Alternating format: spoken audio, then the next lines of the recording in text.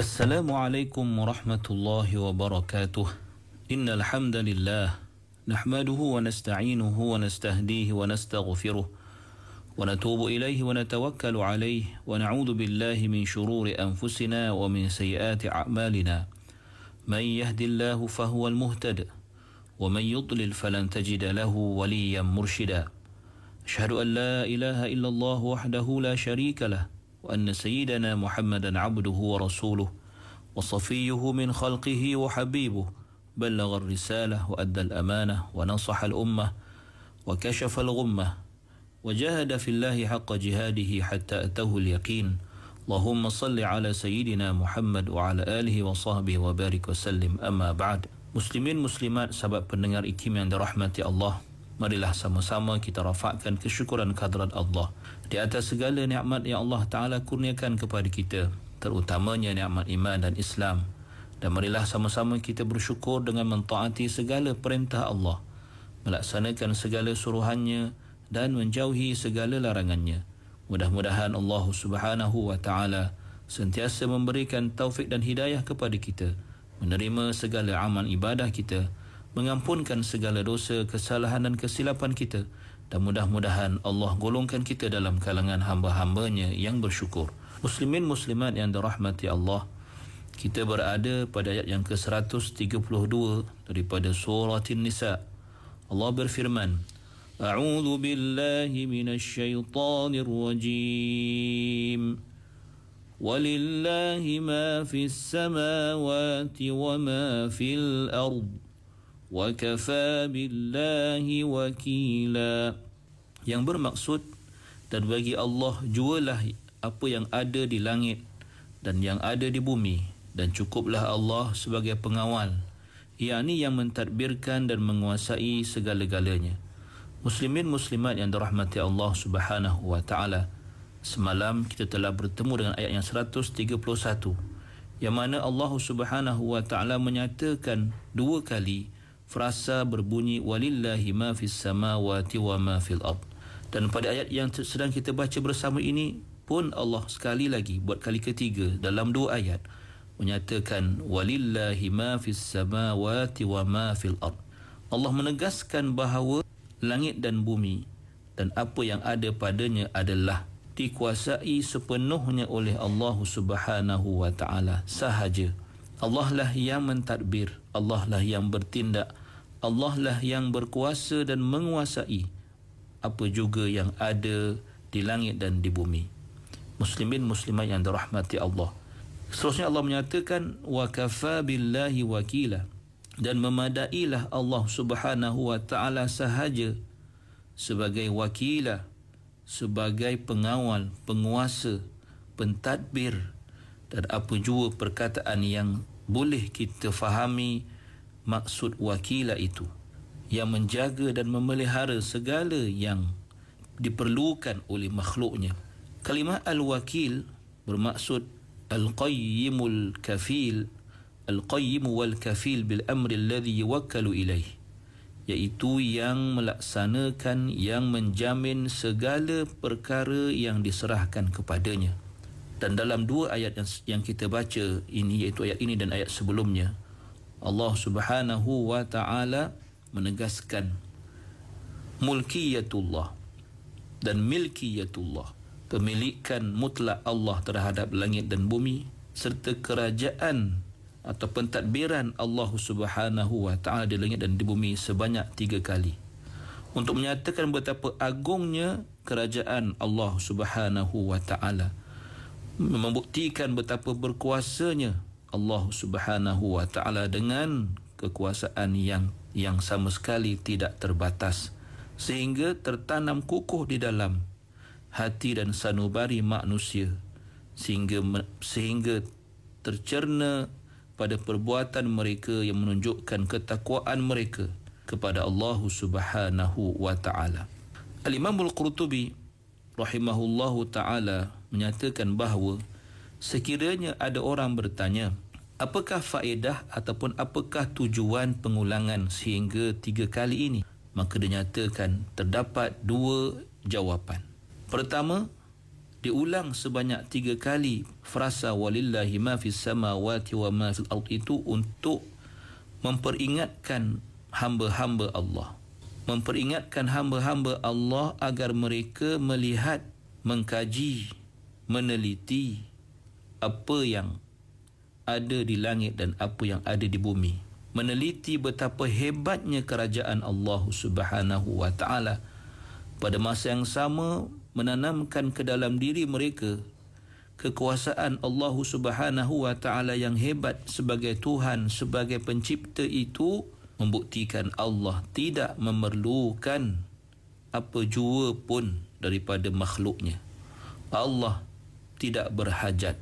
Allah tidak berhajat kepada makhluknya, yang dimaksudkan sebagai ghani yang telah kita sentuh dalam ayat yang lepas. Dan jawapan yang kedua ialah Allah mengulanginya atau mengulangi frasa walillahi ma fis samawati wa ma fil ard kerana adanya tujuan yang penting.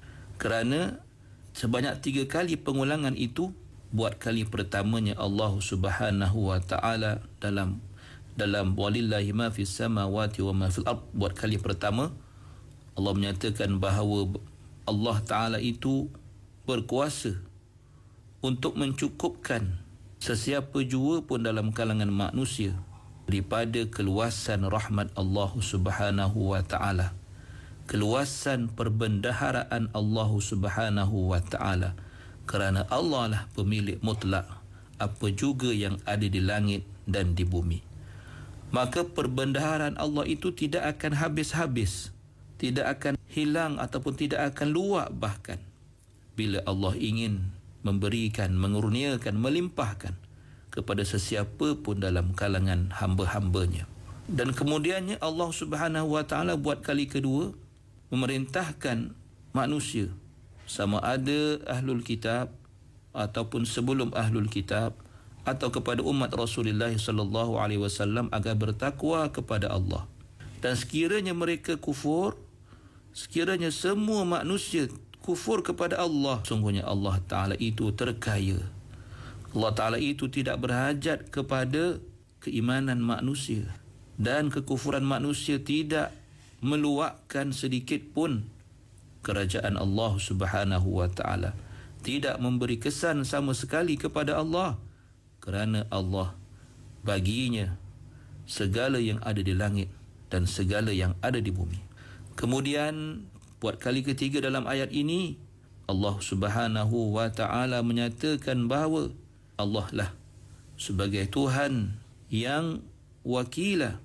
Allah lah yang mengawal, yang mentadbir, yang menguruskan, yang menguasai segala-galanya, kerana baginya sebagai pemilik, sebagai pencipta, sebagai pengawal apa juga yang ada di langit dan apa juga yang ada di bumi. Muslimin muslimat yang dirahmati Allah Subhanahu wa taala. Inilah kehebatan dan rahsia at-tikrar, rahsia pengulangan dalam firman Allah Subhanahu wa taala di dalam Al-Quranul Karim. Berbeza dengan kata-kata manusia. Kerana manusia apabila berkata-kata dan kata-katanya terdapat pengulangan, maka pengulangan dalam kata-kata manusia itu biasanya menunjukkan kelemahannya, menunjukkan ideanya yang tidak banyak atau terhad. Tetapi pengulangan dalam firman Allah Subhanahu wa taala di dalam Al-Quranul Karim tidak sia-sia, bahkan mengandungi hikmah, mengandungi rahsia yang dibongkar, dikaji, digali oleh para ulama ilmu tafsir dan ilmu yang berkaitan dengan Al-Quranul Karim. Muslimin muslimat yang dirahmati Allah. Seterusnya kita berpindah pada ayat yang ke-133 daripada surah An-Nisa. Allah berfirman, A'udzu billahi minasy syaithanir rajim. In yasha' yuzhibkum ayyuhan nas wa ya'ti bi akharin. Wa kana Allahu 'ala dhalika qadira.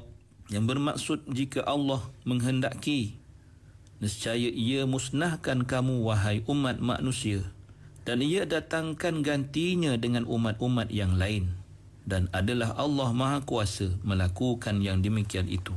Muslimin muslimat yang dirahmati Allah, ayat ini merupakan suatu takrir, suatu pengakuan, pembuktian terhadap apa yang disebutkan di dalam ayat sebelum ini, yang menjelaskan keagungan kerajaan Allah Subhanahu wa taala dan kekayaan Allah yang tidak memerlukan makhluk serta kekuasaannya.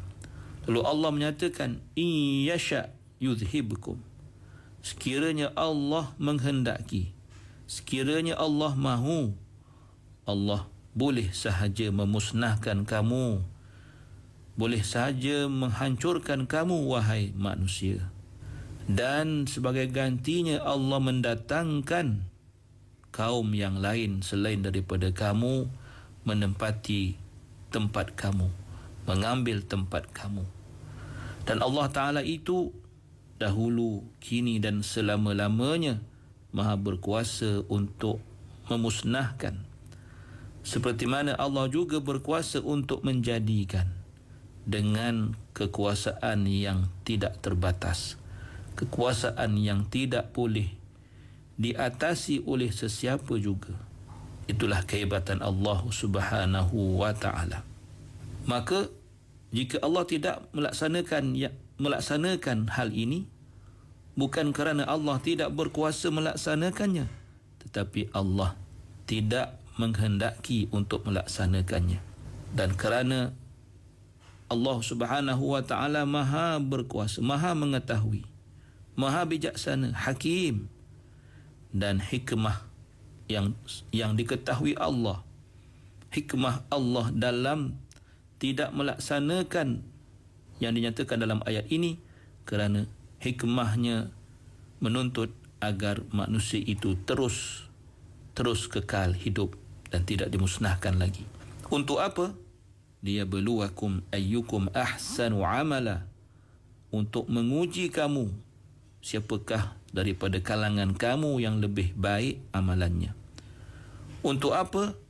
Untuk membalas setiap manusia berdasarkan apa yang dikerjakan, berdasarkan amalan yang dilakukan.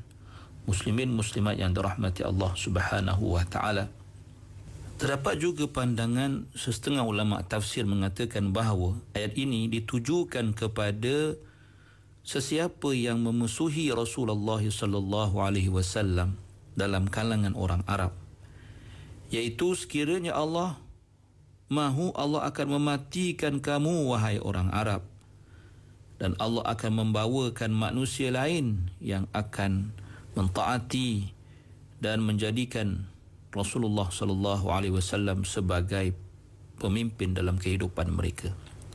Dinyatakan juga makna ayat ini seumpama makna ayat surah Muhammad ayat yang ke-38 yang pada akhir ayat berbunyi, a'udzubillahi minasyaitonir rajim, wa in tatawallaw yastabdil qauman ghairakum thumma la yakunu amsalakum. Dan jika kamu berpaling daripada beriman, bertakwa dan berderma, ia akan menggantikan kamu dengan kaum yang lain. Setelah itu mereka tidak akan berkeadaan seperti kamu. Muslimin muslimat yang dirahmati Allah, diriwayatkan bahawa ayat ini diturunkan apabila ia diturunkan, Nabi SAW meletakkan tangannya yang mulia di belakang Sayyiduna Salman Al-Farisi radhiyallahu anhu.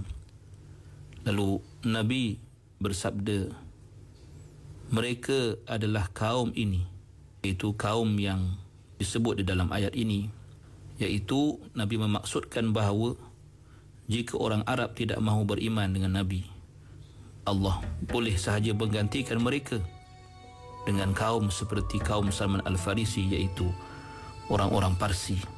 Maka ayat ini merupakan suatu persaksian, pengakuan tentang kebesaran dan kehebatan Allah Subhanahu wa taala, sekaligus menjadi ancaman dan ugutan kepada sesiapa yang kufur kepada Allah, yang ingkar kepada segala perintah Allah Subhanahu wa taala. Aqulu qawli hadha wa astaghfirullahal azim li wa lakum. Assalamu alaikum warahmatullahi wabarakatuh.